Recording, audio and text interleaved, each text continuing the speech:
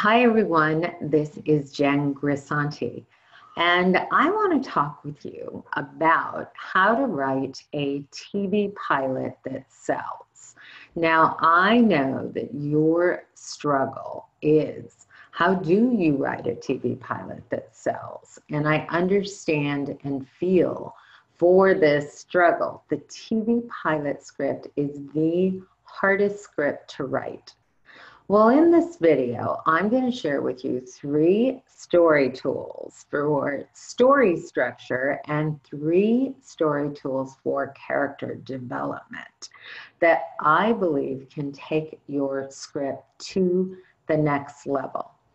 Who am I? I am a story career consultant at Jen Grisanti Consultancy, Inc. I am the writing instructor for Writers on the Verge at NBC. I am the author of 3 books, Storyline, Finding Gold in Your Life Story, Change Your Story, Change Your Life, and TV Writing Toolkit. I am also an international speaker. And I have had, so when I started my own business, my main focus was the TV pilot script. I recognize that the TV pilot script is the missing piece that comes between the non-working writer and the working writer. I have seen the TV pilot change everything when the pilot is written in a way that hits it out of the ballpark. Over the last 10 years, I've had 62 pilots sold by the writers that I've worked with. 6 of them have gone to series. And with these tools that I'm going to teach you today, I believe that you can get that kind of outcome. And I want this for you. Okay, tool number 1 under story structure is the setup of your series arc. So there are several things that I want you to think about with the setup of your series arc. The first thing I want you to think about is that at this point in your story, your central character is reacting. This is the only point in the story where they are in reactive mode versus active mode. They go into active mode when they're in the pilot arc setup. So they are in reactive mode. I want you to think about how you're going to start your opening, whether you're going to start with the setup of the personal dilemma of your central character, and that could be your series trigger and dilemma. An example of this is the good wife. Or you could set up the personal dilemma first and have that lead into your series trigger and dilemma. An example of this could be blind spot. And then I also want you to think about, what if you were to start your pilot with the consequence? Now, the consequence is, in my experience, the best way when you're going to utilize a future piece of information in your story. You want to use the climax, and then you start with the series trait. So you start with the consequence. So you're starting with the climax. You're giving us a glimpse of it. Then you go to the series trigger dilemma, pilot trigger dilemma pursuit. You go through your action taken, obstacle hit, stakes raised sequence, moving toward your climax. Then at your climax, you catch us back up with the moment that you started with, but you actually take us a bit beyond what we've already seen. And then that gives you opportunity to really dive into the series in your last act. So this gives you an idea of some tools that I use with my writers for the series arc setup. Now, A mistake that I have noticed a lot in the series arc setup of many shows that are produced and don't wind up working. And the mistake that I see made is that the series trigger and dilemma don't have a compelling enough question that drives season one. So this is something you really want to think about with your series setup. You want to make sure that you are setting up a compelling enough scenario that really builds the well of story for your concept and also gives us a glimpse of your central character in a way that we want to come back to see what happens. So this gives you a glimpse of tool number one of story structure going into the series arc structure. Now we're going to talk about tool number two under story structure, and this is the setup of your pilot arc. So the first thing you want to think about in the setup of your pilot arc is this is when your central character goes from being reactive to being active. So they're going into an active pursuit. Due to what happened in the series trigger and dilemma, they are going to go into a plan of action. There needs to be a link between your series trigger and dilemma and your pilot trigger dilemma pursuit setup. The other thing you definitely want to think about is when you're setting up the pursuit, you're setting up a clear goal. So we should know by the end of Act 1, what does your central character want? Why do they want it? And what is at stake if they don't get it?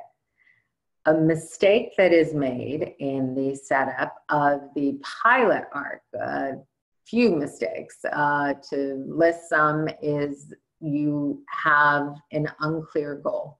We don't know what the central character wants. You fail to set up the motivation. We don't know why your central character wants what they want. And then with your act breaks, it's knowing that when the goal isn't clear, the story doesn't work because your act breaks are escalating your momentum. And at every act break, you want your central character to take action, hit an obstacle where the stakes are raised. And the failure to set up a clear goal means that your story won't work. So this gives you some insight into the setup of the pilot arc. The third tool I want you to think about for story structure, I went into a little bit with the setup of your pilot arc, and this tool is your act breaks. So your act breaks are tremendously important. Now, I know there are many of you who think, well, now that I'm writing cable or streaming, I don't write with act breaks. Whether the breaks are in the script or not, the breaks need to be there. We need to know that you know how to write toward the act break. So you want to think at every break that your central character is taking an action toward the goal, and they are hitting an obstacle where the stakes are being raised. Now, I've definitely seen act breaks where something happens to your central character. This puts your central character more in react mode. So a way to shift this is, as long as whatever happens to them at the end of the act, which may still be an obstacle, if it is due to an earlier action that they took, then this will work. You just want to make sure that your act breaks are active. Now, a mistake that I see made a lot with act breaks is that the central character, it's not clear what the want is. There is an obstacle, but because we're unclear of the want, it's not raising the stakes to the goal. So this is something you want to be very careful of. I know many script analyzers and readers, when we're going through story, one of the first things we check is, does the writer know how to write toward the act break? So that is a glimpse of what you can do to make your act break stand out. The first tool I'm going to show you in character development is what I refer to as the triangle of the wound. This is a tool that I came across after watching an endless amount of shows where the character development worked in a major way. Now, I first was inspired by British shows, Israeli shows, and a French show that did this. But then I began to see it in the American shows as well. So for your triangle of the wound, you want to think about 3 points in the life of your central character. You want to think of the childhood wound. You want to think of a wound that happens in an incident right before we enter the story. Then the series, trigger, and dilemma splits open both of these wounds.